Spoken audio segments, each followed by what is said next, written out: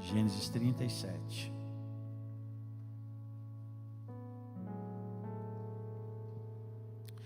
Meus irmãos, eu quero hoje falar com vocês sobre uma vida espiritualmente saudável. E quando eu penso em vida espiritualmente saudável, eu queria que você entendesse que nós temos na Bíblia histórias, nós temos biografias de pessoas que viveram uma vida espiritualmente saudável. E hoje eu quero falar um pouco com você sobre isso, porque eu tenho pensado sobre em profundidade, mas eu tenho pensado também em durabilidade. Eu às vezes, eu observo no meu ministério, eu observo gente que pega fogo rápido, mas o fogo não dura. Sabe a pessoa que pega fogo rápido? Vai para um acampamento de 4 dias, aí volta de lá, e agora, e que isso, e que aquilo, e aquele fogo vai embora tão rápido. Eu fico só olhando. A pessoa vai para um congresso, aí aviva a vida, e volta com 1001 ideias, e aí o fogo apaga, não é? E a gente tem visto isso. Às vezes pessoas que aparentemente são profundas, verdade? Você vai conversar com elas, você até mede as palavras, porque ela é muito profunda. Ela é muito profunda. Eu já tive conversas com muitas pessoas que me procuraram, dizendo: pastor, precisamos conversar, porque eu tenho ideias, porque me aprofundei em algumas coisas. E aí você vai conversar com a pessoa, e é legal, né, você conversar com gente assim, porque a gente aprende muito. É muito bacana você está na presença de pessoas que de repente têm uma capacidade de pensar melhor que a sua, uma capacidade de explicar melhor que a sua. Tudo isso é muito bom, gente. Mas aí eu percebo que na vida de muitas pessoas, o que acontece? Não há durabilidade. Não há durabilidade. Não duram as coisas na vida dela. As coisas não permanecem na vida dela. E você sabe que eu tenho o meu testemunho pessoal sobre isso, né? Meu testemunho pessoal é minha vida. Talvez eu nunca tenha sido um cara tão profundo como eu desejaria ser, porque isso está dentro da capacidade que Deus dá a cada um. Eu conheço gente extremamente profunda na sua maneira de pensar, na sua maneira de explicar as coisas. E quando ele está explicando, você tem que ficar com o dicionário assim. Vamos ver o que ele falou, deixa eu ver, é isso aqui mesmo, tá, estou entendendo. Às vezes assim. Agora, cada um dentro da sua capacidade, dentro daquilo que ela sabe. Então, eu já vi gente profunda e durável. E eu já vi gente durável sem ser profunda, mas é durável.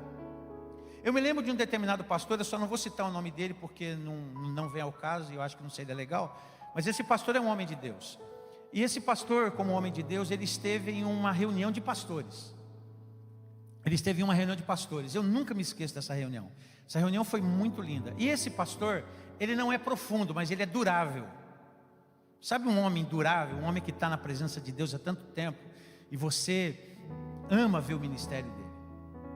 Você ama ver a maneira, eu nem concordo com absolutamente tudo que ele faz, assim, a maneira teológica dele ver algumas coisas, mas ele é um homem de Deus.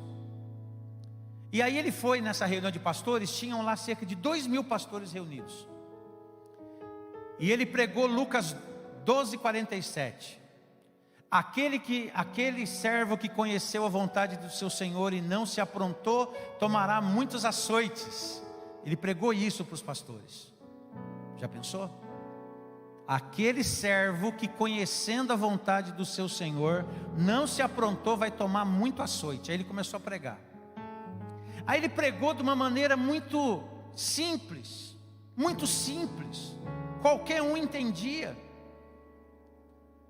E ele pregou em 15, 20 minutos essa palavra, 20 minutos pregando. E falou que ele, olha, eu vou pregar aqui, vou orar com vocês, vou ter que sair rápido, porque eu tenho que pregar em outro lugar ainda. E ele saiu e depois foi pregar. Aí o pastor pregou isso, quando ele fez o apelo. Porque ele falou: pastor, você, pastor, que está inventando coisa para fazer, faz o que Deus mandou você fazer. Não vai fazer o que Deus não mandou não, porque aquele que fica fazendo o que Deus não mandou fazer, vai tomar açoite. É por isso que tem pastor sendo açoitado na nossa nação. Aí quando ele fez o apelo, forrou de pastor no altar, todo mundo chorando, todo mundo quebrantado. Aí um outro pastor quis ter uma ideia de dar continuidade, chamando mais um para pregar, e o cara acabou com o culto. Nunca mais me esqueço disso. Um homem pregou uma palavra simples, mas que está durando até hoje na minha vida. Já fazem mais de 16 anos que eu escutei essa palavra, aproximadamente isso. Então, eu quero hoje pensar um pouco com você sobre isso. Não adianta ter uma vida profunda com Deus apenas por uma semana, ou apenas por um mês. A nossa vida tem que permanecer. O que Jesus falou? Aquele que permanece em mim, e as minhas palavras permanecem nele, esse é o que me ama. E aquele que me ama será amado por meu Pai. Então tem que permanecer.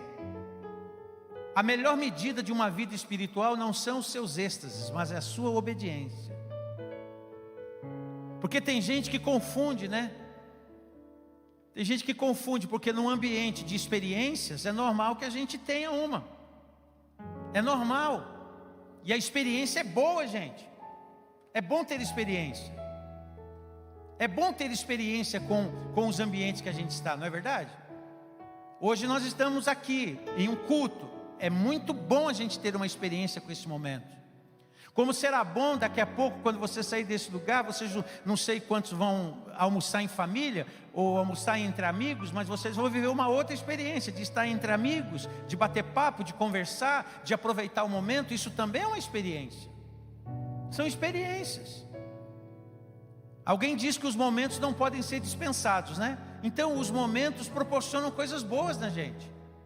Proporcionam coisas boas, a gente vive momentos. Eu vivi momentos ontem, estou vivendo momentos hoje. Se Deus quiser, vou viver momentos amanhã e momentos depois.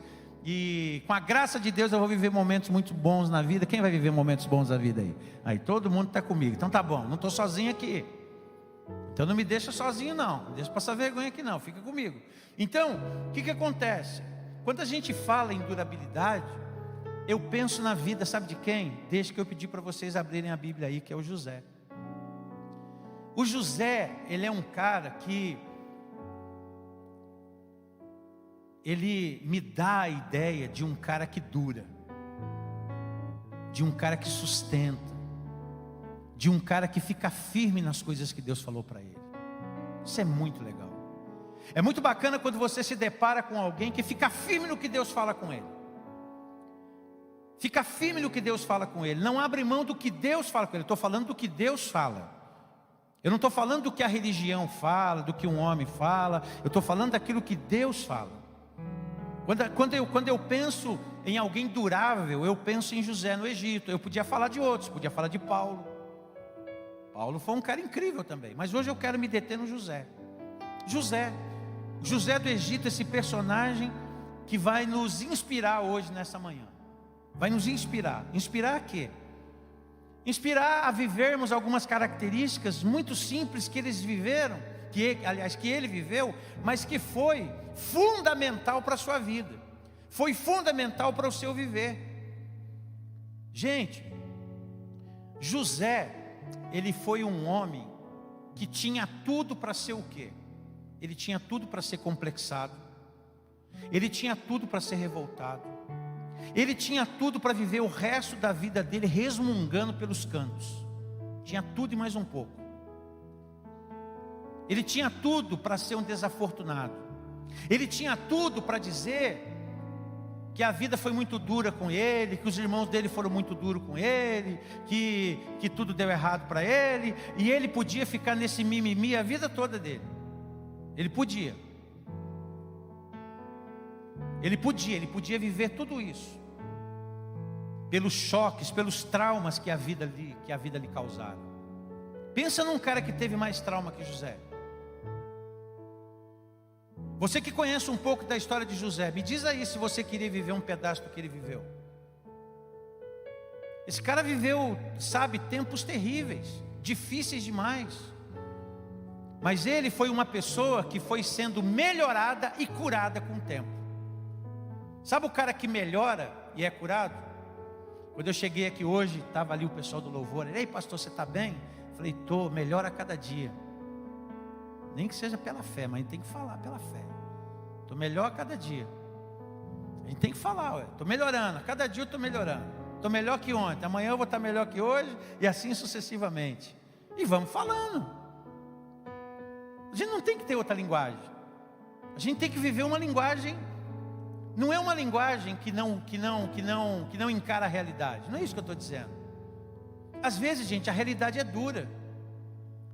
E quando a realidade é dura e a gente vive confessando a realidade dura, aí fica mais difícil a vida da gente ainda. Você concorda comigo ou não? É só você olhar para a vida de Jesus. Você vê que Jesus, ele encontrava oportunidades de servir, mesmo no fim da vida dele. Ele sabia que ia morrer na cruz do Calvário, daí ele para entre os discípulos, começa a lavar os pés dos discípulos. Ele arruma o que fazer, mesmo sabendo que ia morrer daqui a pouco. Parece que ele só estava olhando para o serviço que ele prestava, que ele realizava. Jesus não ficou, não, eu vou lá, vou na cruz, vou morrer daqui a pouco. Não falou nada disso. Ele foi servir os discípulos dele.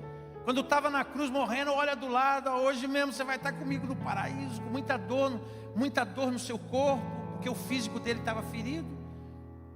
Ele foi servir. Falou, quer saber de uma coisa? Eu vou olhar a vida com outro ponto de vista. Então José, ele foi uma pessoa melhorada e curada a cada dia. E eu quero observar algumas características de José que precisam fazer parte da nossa jornada também, de quem deseja construir uma espiritualidade saudável e duradoura. Porque tem gente que vive de revelação, corre atrás de uma aqui, aí corre atrás de outra lá, aí ele fica tanta revelação que fica perdido. Toda hora está querendo uma revelação. O meu justo viverá da fé, e se ele retroceder, nele a minha alma não se alegra. É isso, gente. É isso que a Bíblia ensina, é isso que a Bíblia fala. Então vamos observar na vida de José pelo menos 3 características que percebemos nele que são fundamentais para a gente viver. Para aqueles que querem viver uma espiritualidade saudável, pensa no que você está ouvindo. Sua vida tem que ser melhorada e sarada a cada dia. Daqui a algum tempo você tem que me olhar e dizer, pastor, eu estou melhor que ontem. E daqui a mais um tempo você tem que dizer e estar dizendo isso, Senhor, olha pastor, Deus está abençoando o meu viver, porque eu estou absorvendo aquilo que Deus tem para a minha vida. Então eu pedi para você abrir Gênesis 37, do 5 ao 10. Vamos ver o que José nos diz aí. Gênesis 37, verso 5 ao verso 10. Olha o que diz aí, ó. Certa vez José teve um sonho, e quando o contou a seus irmãos, eles passaram a odiá-lo. Diga, odiá-lo. Ainda mais. Ouçam o sonho que tive. Disse-lhes, estávamos amarrando os feixes de trigo no campo, quando o meu feixe se levantou e ficou em pé, e os seus feixes se ajuntaram ao redor do meu e se curvaram diante dele. Seus irmãos lhe disseram, então você vai reinar sobre nós? Quer dizer que você vai governar sobre nós? E o odiaram ainda mais, por causa do sonho e do que tinha dito. Depois teve outro sonho, e contou aos seus irmãos, olha, eu tive outro sonho, hein? E desta vez o sol e a lua e 11 estrelas se curvavam diante de mim. Quando contou ao seu pai e aos seus irmãos, o pai o repreendeu e lhe disse, que sonho foi esse que você teve, meu filho? Será que eu, sua mãe e seus irmãos viremos e nos curvaremos até o chão diante de você? Vai para Gênesis 45, verso 9 agora. Gênesis 45, 9. Quando você lê Gênesis 37, José está contando o sonho que teve. Agora você vai para Gênesis 45, 9. Aí a família já está indo atrás de José lá no Egito. Olha o que José fala.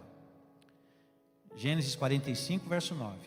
Agora voltem depressa a meu pai e digam-lhe, assim diz seu filho José, Deus me fez senhor de toda a terra do Egito, venham para cá sem demora. Quando você lê Gênesis 37, José está contando o sonho que teve. No meu ponto de vista, na minha superficialidade, eu entendo que José, ele devia ter segurado aquele sonho para ele, não ter falado, porque tem sonho que a gente conta para o outro fica meio bravo com a gente. Que sonho doido é esse seu? Você está falando que sonhou que eu estou me curvando a seus pés? Você está dizendo que sonhou que eu vou depender de você? Você está dizendo que sonhou? É isso, você está dizendo isso. O problema dos irmãos de José é que eles ouviram tudo aquilo, e eles, porém ser uma família religiosa, eles deveriam ter ficado, pera lá, será que Deus está falando para ele que vai fazer alguma coisa sobrenatural com ele? Eles podiam ter olhado de outra maneira, mas no meu ponto de vista aqui, José devia ter segurado o sonho. Eu não vou contar esse meu sonho aqui não, porque aliás, gente, quando a gente começa a contar muito sonho para muita gente, a gente vai ter alguns problemas. Então, a gente tem que tomar cuidado. Mas uma das primeiras coisas, esse texto eu quero me inspirar na vida de José.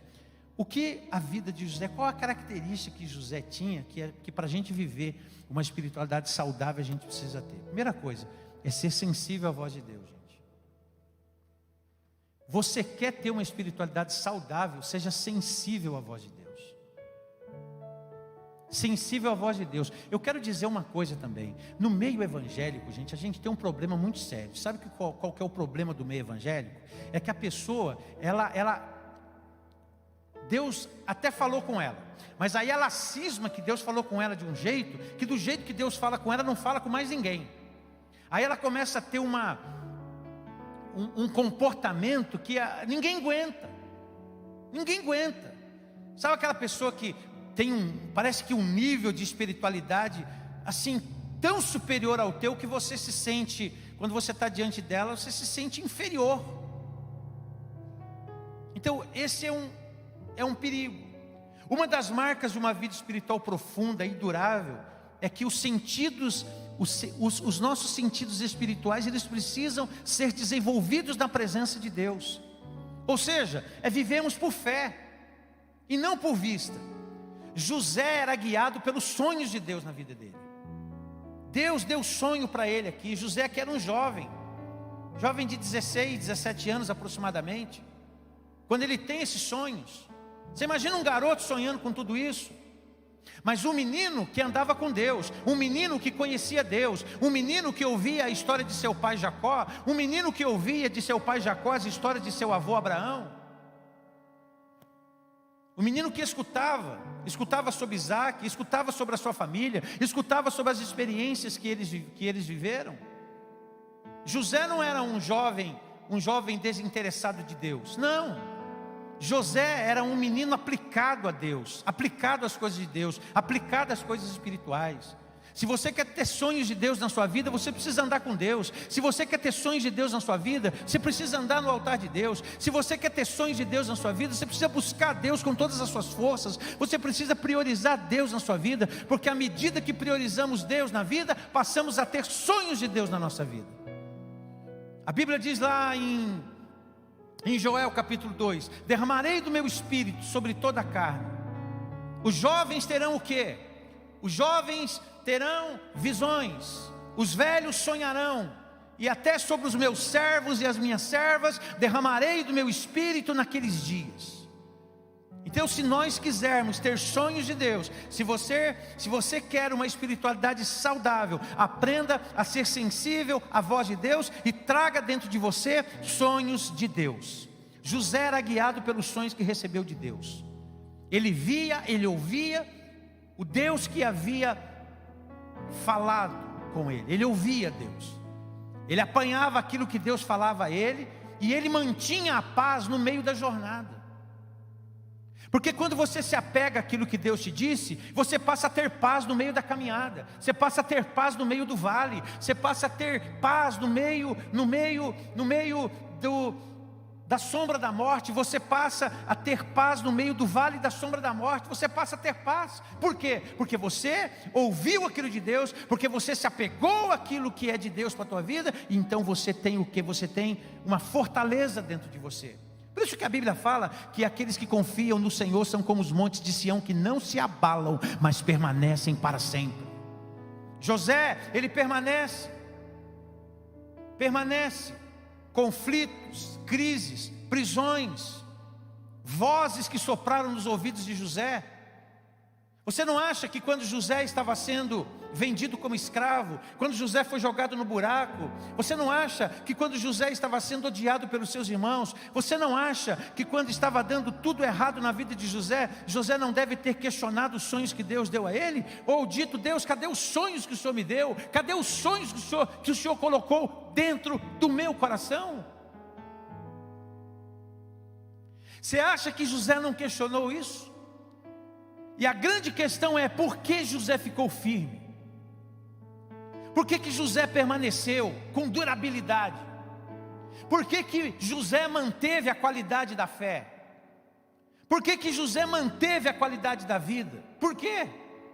Ele manteve a qualidade da vida porque ele era sensível à voz de Deus, porque com certeza, no meio das coisas que não estavam dando certo, Deus ministrava o coração dele, e Deus dizia: fique firme, José, porque eu sou Deus que sou fiel à promessa que lhe fiz, sou fiel aos sonhos que lhe dei. E é assim que a gente se comporta. As lutas, os conflitos e as crises e as prisões foram vozes que sopravam nos ouvidos de José.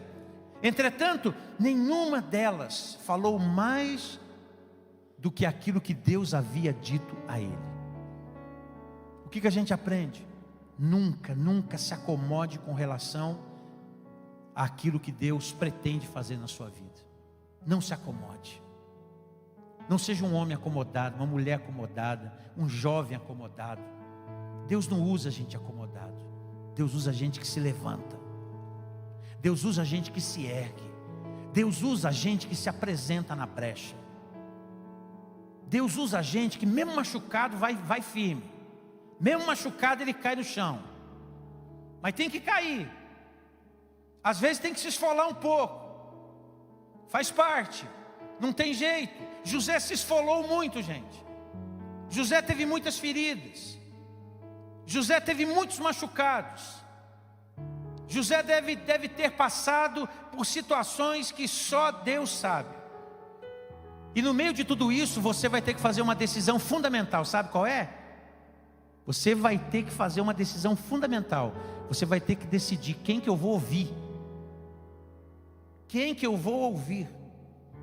Porque no mundo você tem a voz de Deus, você tem a voz dos coveiros. Já viu voz de coveiro? Coveiro é aquele que vive enterrando todo mundo. Tem muita voz de coveiro por aí. Tem ou não tem? Tem gente que você conta um sonho para ele, nossa, ele sepulta seu sonho na hora. Mas você, que é isso? Tira isso da sua cabeça, rapaz. Você nunca vai chegar nesse negócio, não. Meus irmãos, eu nunca fui coveiro na minha vida. E não tenho nada quem tenha essa função, por favor, não é isso que eu estou dizendo. Amém? Amém, amém? Amém, gente? Nada contra quem faça isso, porque trabalha nisso.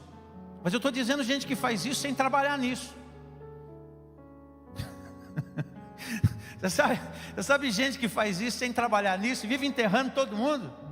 Tem gente que eu tenho medo de conversar, gente. Sério mesmo. Prefiro nem falar nada. Fica quieto. É a melhor coisa que você faz é calar o bico. Ficar quieto, deixa quieto esse negócio, porque não vai acabar bem. Não fala para ela. Não fala para ele. Porque ele vai minar você. Ele vai acabar com você. Ele vai arrasar você. E não vem com essa conversa: não, pastor, isso dá. Claro que acontece, irmãos. Quanta gente que, eu vou te falar, eu acho que em alguns lugares eu não cheguei na vida porque eu falei demais. Eu acho que todos nós aqui, alguma vez na vida, a gente falou demais, e aí a gente não colheu aquilo que falou. E por quê? Porque a gente deixou se abater por aquilo que escutou. Porque é assim. Aquilo que a gente escuta, ou nos desafia, ou nos abate, alguma coisa acontece com a gente. Cada um reage de um jeito. Tem gente que se abate muito com o que escuta. Tem outro que quando escuta ele se sente desafiado. Aí vem um leão: é agora que eu vou crescer. Porque ele é assim. Agora tem gente que escuta e acua: meu Deus, agora vai dar tudo errado para mim. Olha o que ela falou, o que ele falou. Tem gente assim, não tem? Tem gente que não. Lembra um dia que eu estava jogando jogo de futebol e tinha um rapaz aqui da igreja, BA, era um zagueirão de quase 1,90 m e pouco. Eu jogava na linha no tempo. Aí o time deles ganhando, ele falou: aí pastor, quando você vai começar a jogar? Eu olhei para a cara dele assim: BA, não brinca comigo não, BA. Não brinca não, BA. Ele cutucou a vara, A onça com a vara curta. Meu irmão, vê o segundo tempo do jogo, Douglas. Não deu para os caras. Não deu para a meninada da igreja. A meninada com os velhinhos da igreja. Não deu. Porque cutucou a onça com a vara curta. Cada um reage de um jeito. Tem gente que quer ouvir isso. Eu não estou jogando nada não. Estou ruim assim mesmo. Ai meu Deus do céu, desse jeito eu estou roubado na minha vida. Tem gente assim. Tem outro que vai, pera lá, eu preciso fazer alguma coisa em relação a isso. E é isso que a gente devia fazer alguma coisa em relação a isso. Fazer alguma coisa em relação àquilo que eu preciso melhorar. Fazer alguma coisa em relação àquilo que eu preciso desenvolver na minha vida. O José, ele era esse cara, porque ele ouviu os coveiros falar, ele ouviu os matadores de sonho, ele ouviu toda essa gente falar, mas ele preferiu ouvir a voz do Todo-Poderoso. Então se apegue àquilo que Deus lhe fala. Ouça a Deus no meio da multidão. Se aquele cego que estava lá, quando Jesus estava a caminho de Jericó, se aquele cego ouvisse a multidão, hein, gente? Nós jamais pregaríamos sobre a vida dele, nós jamais falaríamos do testemunho dele, nós jamais falaríamos que ele foi curado, que Jesus chamou ele, que Jesus falou para ele se animar, para ele vir para o meio. Ele foi curado.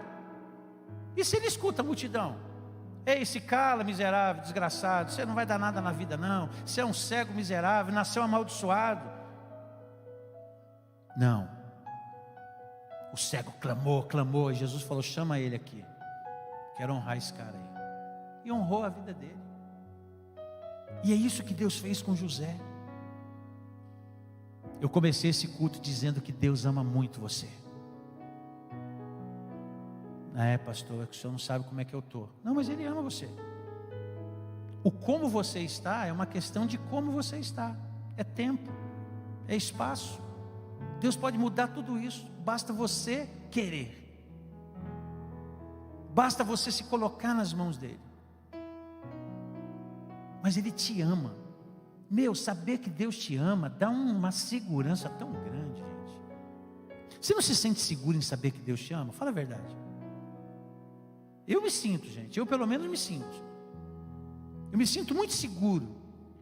Seguro para a vida aqui nessa terra e seguro para a vida eterna. Me sinto seguro dos dois jeitos. Das duas maneiras. E eu gosto desse texto, que você gosta também, porque sou eu que conheço os planos que eu tenho para vocês. Diz o Senhor, planos de fazê-los prosperar e de não lhes causar dano, planos de dar-lhes esperança e um futuro abençoado. Olha os planos de Deus para você e para mim, é esse. Então a primeira coisa, seja sensível à voz de Deus. Ei, escute Deus. Escute Deus. Ei, atento, ó. Ouve, escuta. Escuta a voz de Deus. Deus, Ele nunca Deus, Ele nunca justificará os nossos erros. Ele tratará conosco. Ele vai falar com a gente. Ele vai nos amar e vai dizer, não quero que você continue nesse caminho de morte. Não quero que você continue nesse caminho. Esse caminho vai acabar com a sua vida e eu não quero que você acabe a sua vida assim. Eu tenho um plano de paz e de vida para dar a você um futuro abençoado. Pronto. Deus não vai deixar de confrontar a gente, mas vai nos amar e vai dizer, eu não desisto de você. Primeira coisa é isso. Segunda coisa, para a gente construir governe sua vida. Vou repetir, não permita que a dor governe sua vida. José não deixou que a vida fizesse dele um homem azedo. Sabia que a vida pode azedar a vida de muita gente? Quanta gente que não ri mais? Quanta gente você conhece que parou de rir? Parou de celebrar, parou de se alegrar? Porque a vida foi dura. Você conhece o filósofo Tatá? O filósofo Tatá fala que a vida é dura para quem é mole. Quem conhece o filósofo Tatá? Ele sempre falou isso. E eu acatei esse ensino, essa profundidade de ministração. A vida é dura para quem é mole. Ele sempre falou isso. E ele viveu as experiências da vida dele. Eu estou citando ele porque sempre que ele fala isso, a gente já ouviu algumas coisas, a gente fica pensando, mas é isso mesmo. O José foi assim. O José não deixou a vida dele azedar a vida dele. Tem gente que vai perdendo a luz no meio do caminho, gente. E eu vou dizer para você aqui, ó, eu sem medo de errar, não é porque eu estou tendo uma revelação, não. Todos nós aqui, todos, absolutamente todos nós, uns mais e outros menos, só isso. Mas todos nós aqui já passamos situações que poderiam ter deixado a gente pior do que a gente está, ou poderiam nos prejudicar de uma maneira tão grande, mas a gente deu a volta por cima, Deus nos abençoou, Deus nos transformou, Deus nos renovou, e Deus colocou em nós novas esperanças. A Bíblia faz questão de enfatizar algo importante a respeito da vida de José. Lá em Gênesis 39, 22 está escrito assim, ó, que José se tornou responsável por tudo o que lhe sucedia. O José, a vida foi dando errado para ele. O que aconteceu com José? Ele foi vendido pelos irmãos, foi jogado no buraco, foi dado como morto. Aí o José foi vendido como escravo. Quando ele foi ser escravo lá no Egito, ele virou o melhor escravo da casa de Potifar. Potifar olhava para ele e falava, caramba, o Senhor é com esse cara. O Senhor é com esse cara. Onde José colocava o pé dele, ele frutificava. Onde José entrava, ele era a bênção. Onde José chegava, ele era celebrado. A gente é celebrado onde chega. Quando a gente chega, as pessoas, olha, chegou, que bênção, vem, pode entrar, por favor. Coloca aquele tapete vermelho para você passar, porque, poxa, você é abençoado, é abençoada. E as pessoas aprenderam a gostar de você por causa da bênção que você traz dentro de você. Que você traz bênção dentro de você. O José, ele foi lá, o Potifar falou, olha, esse José é incrível, Deus é com ele, tudo que esse cara faz prospera. Aí até a mulher do Potifar colocou o olho no José, não foi? A mulher tentou agarrar ele lá, o José caiu fora, mas mesmo assim sobrou para o José. Aí o José foi preso. Quando José foi para a prisão, o que ele virou lá na prisão, gente? Chefe dos presos. Virou chefe. Todo mundo gostava dele. Todo mundo gostava do José lá. José era uma bênção. José deu fruto lá. Quando José estava preso, o faraó tem um sonho, chama o José interpreta o sonho do faraó. O faraó pergunta para ele, e aí, agora o que eu faço, hein? Dou uma ideia para você, pega alguém bom na administração aí, administra esse tempo aí que você vai ver. Vocês vão ter muito na época de fome. Aí sabe o que o faraó falou? Você é o cara.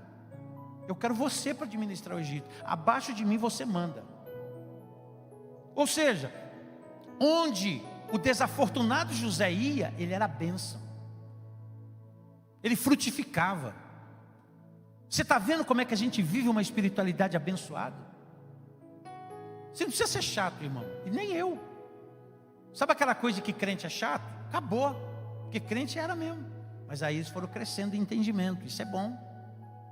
Isso é bom, gente. A gente tem que ouvir e contra-argumentar debaixo de bênção. Ouve, contra-argumenta debaixo de bênção, aí você vai ser querido. José não permitiu que as suas dores ou os seus traumas do passado governassem sua vida. Porque você já viu gente que fica lembrando do passado sempre com tristeza? Mas e se não der certo de novo? E se não der certo de novo? Já deu certo, já deu errado uma vez. E agora você está trabalhando para dar certo. A gente tem que parar, sabe, de achar que vai dar errado.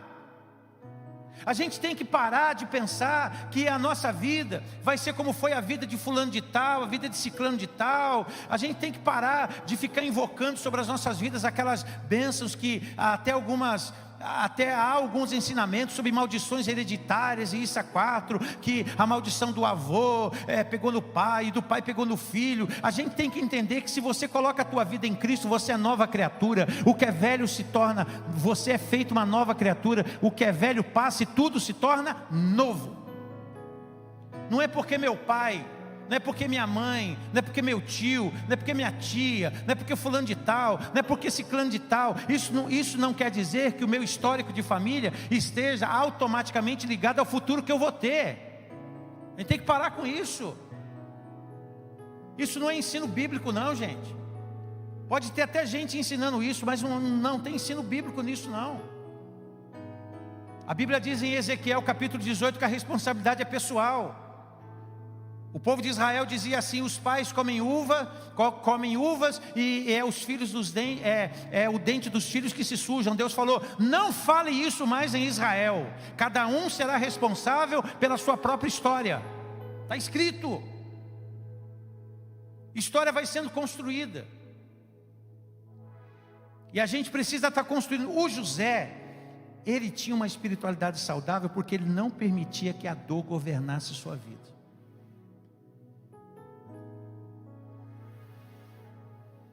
Quem de nós que não tem dor? Quem de nós aqui que não dói de vez em quando? Quem de nós aqui que não diz: ai, está doendo em algum momento da vida? A gente talvez não diga para o outro, mas a gente diga lá no silêncio da nossa cama, a gente diga lá no silêncio da nossa vida. E se você percebe que está doendo e você tem como sarar isso, corre para sarar. Mas não vai ficar azedo por isso não. José, ele não deixou que essas coisas, sabe? Ele não deixou que essas coisas o azedassem. A Bíblia diz assim, ó: certamente haverá bom futuro para você e a sua esperança não falhará. Provérbios 23, 18. Sabe?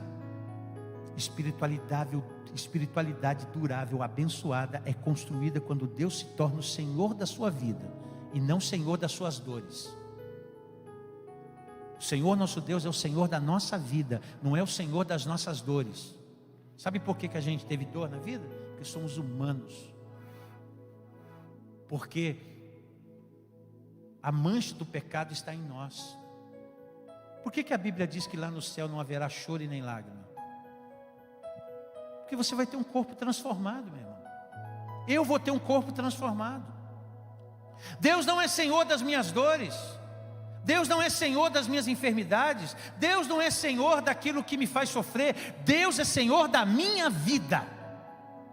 E é isso que a gente precisa entender.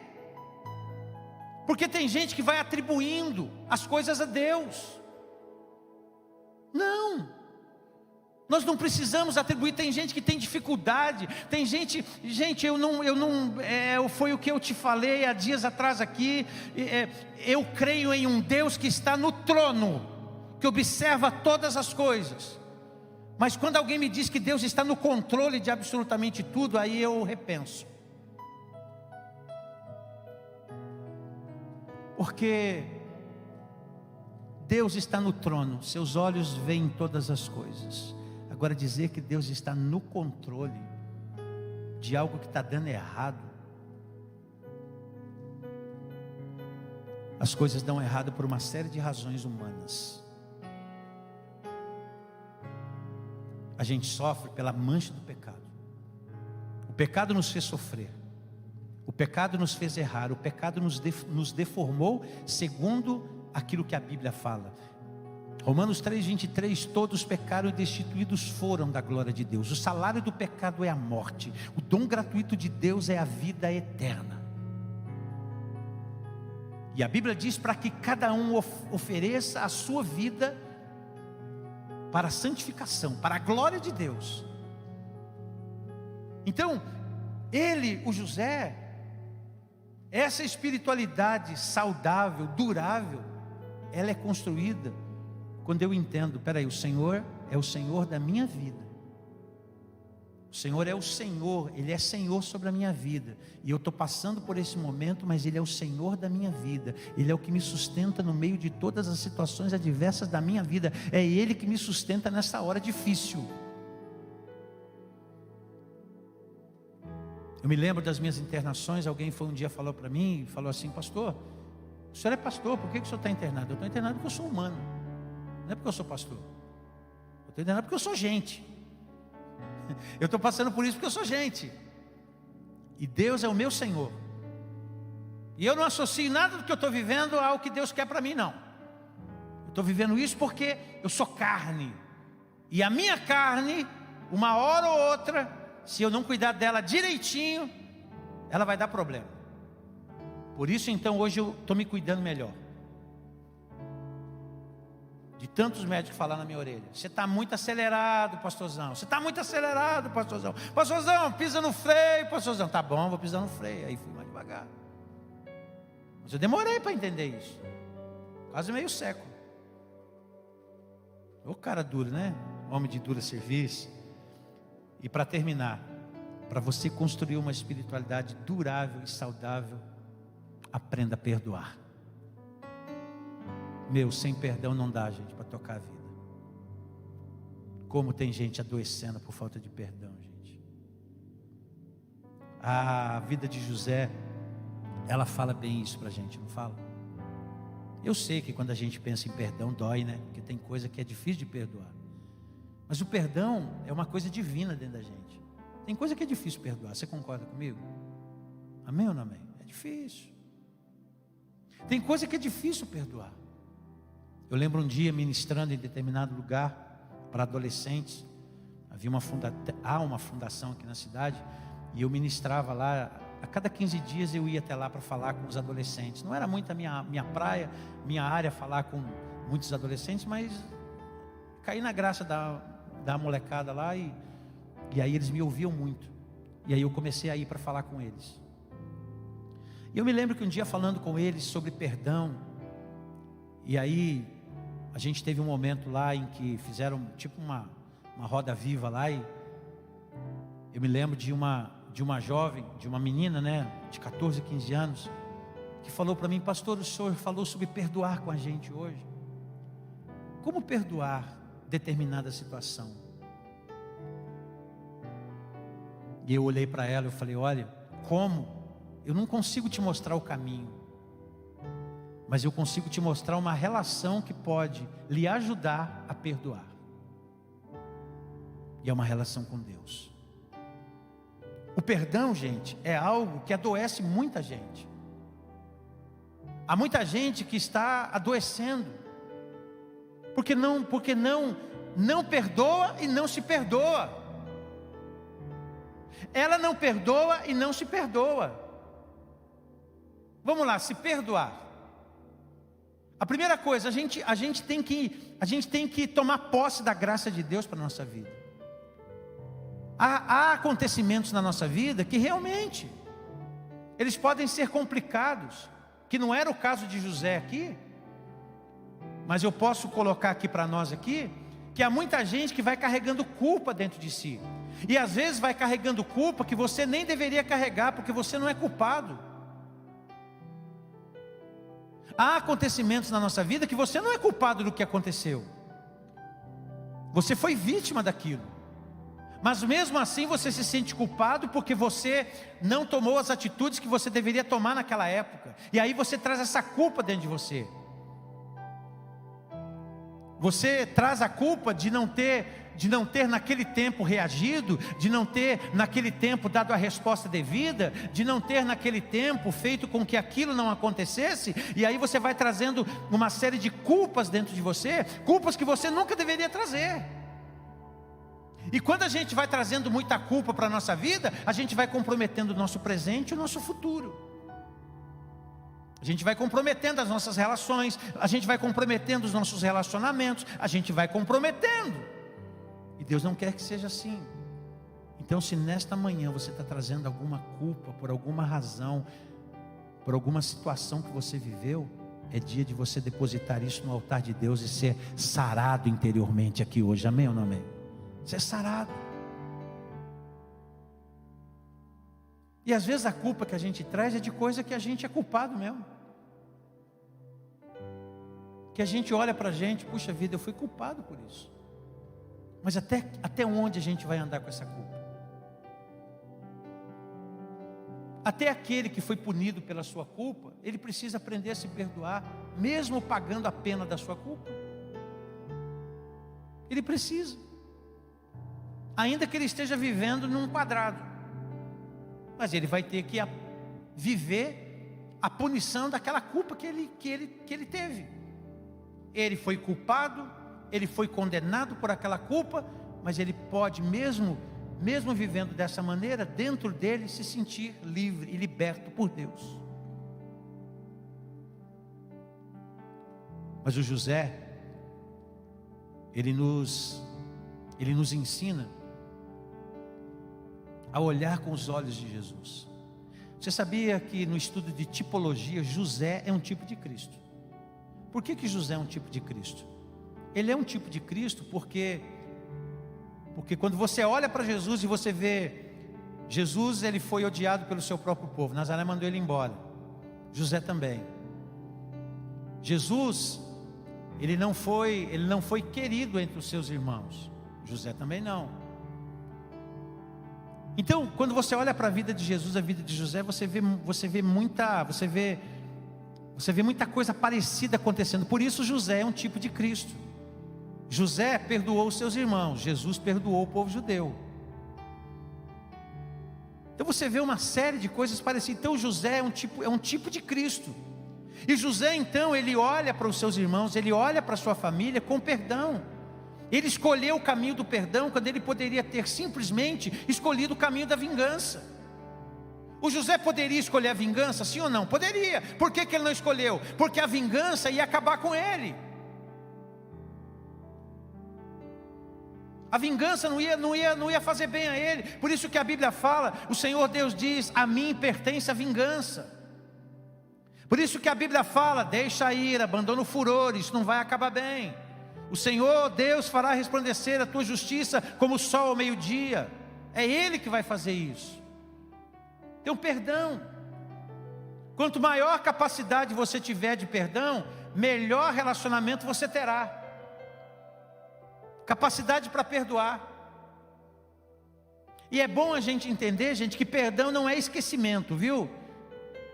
Perdão não é esquecimento. Perdão é liberar o outro para a vida. Isso é perdoar. Tem gente que você perdoa, mas nunca mais dá para você andar com ela. Não dá. Eu te perdoo, mas a gente andar junto não dá mais, porque você feriu minha confiança. Mas eu te perdoo. Agora você segue seu caminho. Pastor Ronaldo, você já fez isso com alguém? Já. Eu te perdoo, mas não dá mais para andar com você. Você segue teu caminho. Deus te abençoe, Deus te agracie. E se a gente se vê por aí, eu sempre vou te abençoar, mas para andar junto não dá mais. Acabou. Porque não dá. Porque feriu a confiança. A confiança é assim, gente. Mas aí a gente pode fazer, ou a gente perdoa, libera o outro para viver a vida. Mas tem gente que não, que vai morrendo, vai tomando veneno querendo que o outro morra. Não adianta você tomar veneno achar que o outro vai morrer, que vai morrer você. Sabe, então, importante. O Senhor Jesus, né, ele ensinou lá em Mateus 5. Jesus falou, olha assim, olha o que Jesus falou: se você estiver apresentando a sua oferta diante do altar, e se lembrar que o seu irmão tem algo contra você, deixe a sua oferta no altar, diante do altar, vai primeiro, reconcilie-se com o seu irmão, depois volte e apresente a sua oferta. Olha como Jesus tratou o perdão, gente, coisa séria, né? Coisa muito séria. O perdão nos ensina a olhar o outro com os olhos de Jesus. Então, quer ter uma espiritualidade saudável? Ei, perdão. Aprenda a perdoar. Tem que ter isso na sua vida. Aprenda a perdoar. O perdão, sabe o que o perdão faz? O perdão, ele desativa em nós o mecanismo da violência. Porque quando a gente não perdoa, a gente quer se vingar. Quando a gente não perdoa, a gente aflora aquela violência que está dentro de cada um de nós. E não vem a gente dizer que não tem, não, que a gente tem. Por isso que quando alguém dá uma fechada em você no trânsito, você é de Deus, né? Aqui não tem esse problema, mas por aí tem. Toma uma fechada no trânsito, você, oh, abençoado do céu, Deus lhe abençoe. É assim que a gente faz. Você fica bravo. O Hulk se manifesta. Começa a rasgar algo. É isso que acontece. O Hulk é a velha natureza. Fica nervoso, ele começa a crescer. Mas o perdão, ele desativa, sabe? Essa violência, essa coisa que a gente tem dentro da gente. Então olha o José, gente, que coisa linda. Sensível à voz de Deus. Não permitiu que a dor azedasse a vida dele. E escolheu o perdão para viver melhor. É isso que vai levar você a uma vida saudável. Coisa simples. Você está vendo como eu não fui profundo? Fui simples. E dá para entender esse negócio? Dá para entender que isso dá certo?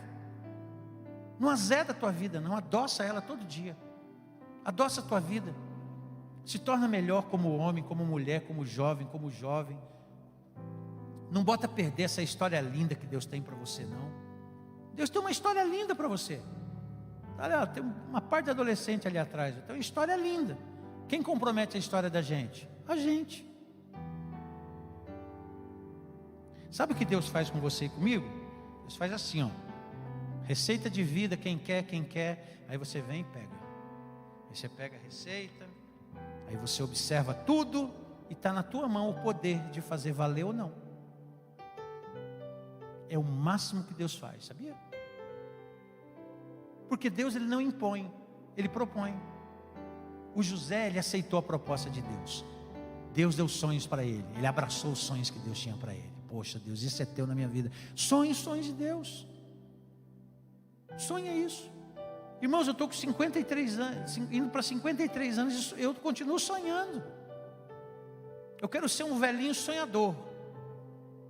E se eu for um velhinho sonhador, a meninada vai gostar de mim. Porque não tem nada melhor do que um velho que sonha.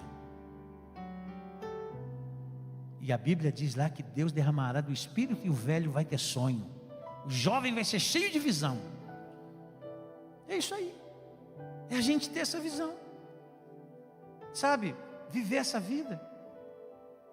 Até quando vamos achar que Deus, ele se alegra só com a nossa religiosidade? Não.